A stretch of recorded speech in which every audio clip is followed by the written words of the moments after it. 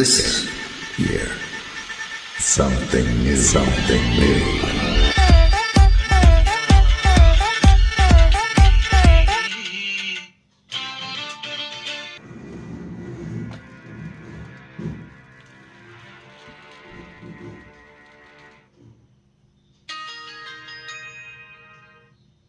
പൊന്നാമ്പൽ പുഴയിറമ്പിൽ നമ്മൾ